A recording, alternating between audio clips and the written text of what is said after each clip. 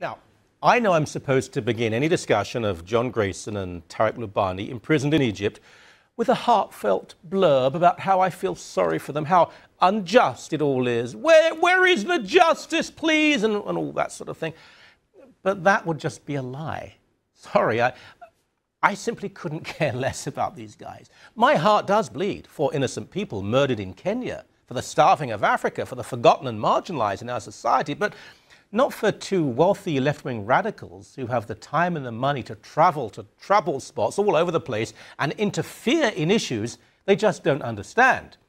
And the two of them are zealots and extreme anti-Israel activists who are allegedly on their way to Gaza to help the people of the region, even though the people of Gaza are already helped with enormous amounts of cash and supplies from all over the world, including Israel, actually. Apparently, the doctor Lubani and the filmmaker Grayson didn't realize that Egypt, where they landed, was in turmoil as the people rose up to remove the Islamist government. Grayson the filmmaker, have a look.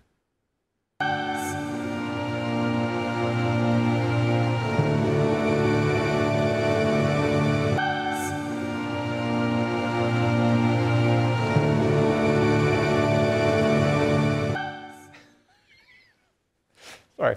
Yeah, I've got to go and buy the DVD in Blu-ray with any luck. Okay, so this pair, on their way to aid the Muslim Brotherhood-linked Gaza government, were arrested by the Egyptian police and are still in prison, where they've now gone on some sort of hunger strike. Yeah, we've seen hunger strikes like this before with some of our native leaders. And a diet is not a hunger strike. I mean, good Lord, they're being supplied with endless amounts of fruit juice by those awful Egyptian nasties. But while the Canadian media buy patronizing and frankly racist lines about the Egyptian security forces being incompetent and corrupt, and that the arrest and the charges are bogus, Cairo claims there is abundant legal backing for the arresting of these guys. So just because they're Canadian, we're supposed to assume that they're innocent, and we damn the Egyptians and we plead for the release of these two idiots? Why were they there? Why were they so naive? And are they not acutely political? They were in the center of the Muslim Brotherhood's Day of Rage when Egyptian police officers and soldiers were attacked, beaten and murdered. The Canadian duo claim they were simply there to watch, to observe. Yeah, sure, just a day out sightseeing, really.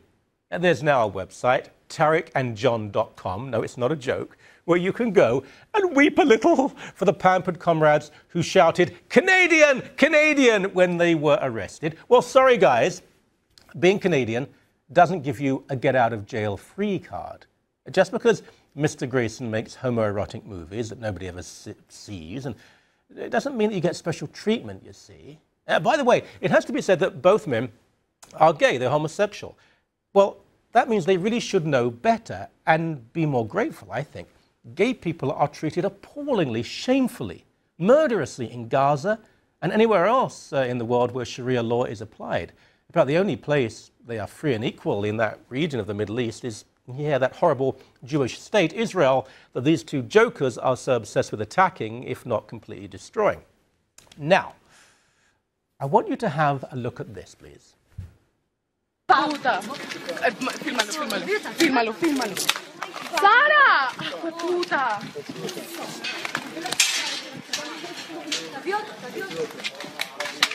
Don't fucking touch me! Fuck off me! I'm a Canadian son! Puta, marica, la van a deportar, yo no sé qué le va a pasar. Fílmala, fílmala. Espérate. Get the Sarah! I'm a Canadian citizen! I'm a Canadian citizen! You're gonna go... I think we bleeped all of the F words. If we didn't, we do apologize. It's the arrest of a privileged young woman who, just like our new friends in the Egyptian prison, somehow finds the time and the money to go back and forth to, in this case, Israel and cause trouble. But what is it with these people? Don't they have to work, pay the bills, pay taxes? Now, the two Israeli girls who arrest her, they will never know the wealth and materialism of the spoilt brat they're arresting. And one of them is black, an Ethiopian Jew from a people who were persecuted for centuries by their Muslim neighbors, with hardly a word ever said from the left-wing nutters who now scream at Israel and then get arrested in Egypt. But notice how the young woman, in between the F words, shouts that she's a Canadian citizen, she's Canadian, leave me alone. It's only when she resists violently that they are more forceful, and she had been breaking the law and had refused repeated requests not to do so. Sorry, love, just like your buddies, John and Tarek, you can't break the law in other countries and just get away with it. Oh, the terrible sentence for the radical protester in Israel, she was deported back to Canada. And that's happened before to her, and it will happen again. As I said at the start, I have no sympathy for the self-indulgent plastic martyrs. There are genuine causes of pain and suffering to weep about, people to weep for, so many the victims of Islamist and left-wing governments. And what a gruesome irony that is.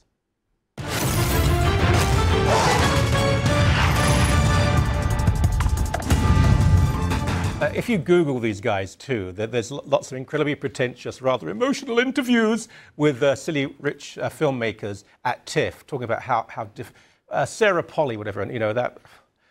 It's so sad. I'm getting emotional. They're my friends, and various other film directors, and there are people who need our help desperately all over the world, and they're never ever given any attention by these chattering classes, these lifestyle liberals, these Bollinger Bolsheviks. Ooh. Richard Clarksburn joins us now. Eye on a Crazy Planet. You've been very mean about this pair of jokers, haven't you? I think I've been rather kind, actually. Yeah, and I agree. I mean, there are many things one could say. In fact, what I wanted to do, Michael, with your permission, is I would like to make. I know that your show is very popular in the Muslim Middle East, particularly when you don a burqa. Enormously so. Yes. So I want to use your program to launch my personal appeal for the return of John Grayson and Tarek Loubani. Do you want to take the camera directly? I would like to, yes, please. Okay, there's the camera. To the people of Egypt, to the authorities, and in particular to the prosecutors who are dealing with the case of John Grayson, greetings from Canada. I know that when you deal with John Grayson, you must be thinking to yourself, somewhere there's a village missing an idiot. Well, Toronto is that village, and we demand our idiot back.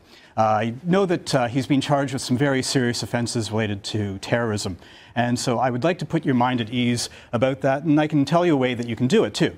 I would suggest you acquire a John Grayson film, a DVD. It may be difficult to find, but the Canadian Ministry of Cultural Waste, also known as the Canada Council, will provide you with a copy. They're the only ones that have them. And once you've finished watching one of his films, I think that those of you who are still awake or haven't become violently ill or haven't gouged out your own eyes will realize that this man is completely incapable of doing anything competently, least of all the precision and determination required to be a terrorist. So in closing, on behalf of Canadian taxpayers, this pair has wasted hundreds of thousands of our dollars. They've gone on conflict tourism junkets before, in which it's required our diplomatic resources to get them out. The longer you're holding on to them, the more it costs us. So please send them back at your earliest convenience. And also, I'd also like to point out that no one in their right mind would hold on to John Grayson and Tarek Loubani for a second longer than they'd have to. If as a Canadian, if I had the option of deporting them somewhere else, I'd take it. So I would. I'm sure you'll take that same opportunity and return them to us immediately. That was absolutely beautiful. And will probably far more effective than most of the crap we've seen from their silly friends. I expect that'll do the trick, and they should be back tomorrow. There are people whose views I despise who are very talented, gifted creators. They write and they produce and they act. But we showed a small clip of it during the monologue. The films that this guy's made, I mean, they are embarrassingly bad. It's like really bad down-market porn. Hey, I'm coming into the room now. I have no clothes on. What?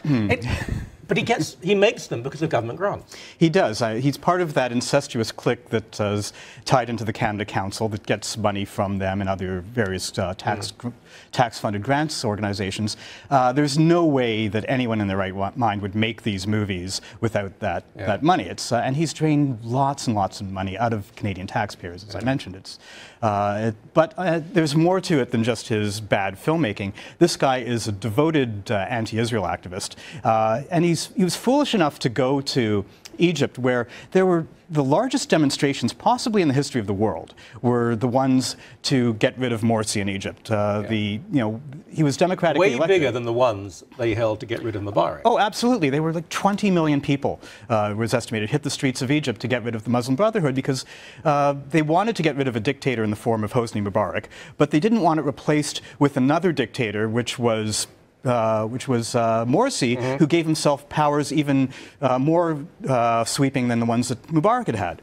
So they don't like, other than the people that are in the Muslim Brotherhood, most Egyptians don't like it. And I'm sure that Grayson and Tarek Lubani went there thinking if we just say, oh, we hate Israel and we want to go to Gaza, they thought they'd be embraced. Well, they want to go to Gaza, where there is a Muslim Brotherhood allied government in power. And the Egyptian people and their police and their armed forces said, you can't cross the border. So instead of that, they had, oh, we've got some time on our hands. They don't seem to have real jobs and real commitments. So they go to the protests and they get caught up in it. Now, what they were doing, we don't exactly know. We're told they were looking after the wounded, and that's why the government has them in prison.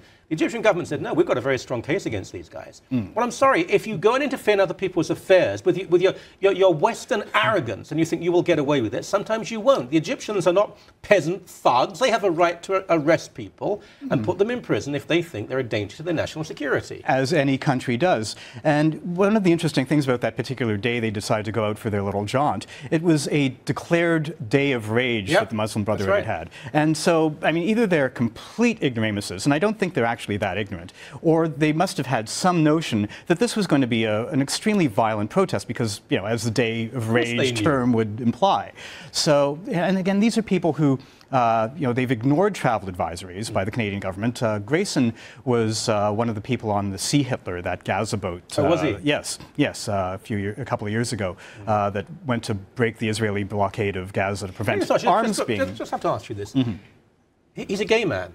He's a radical gay activist.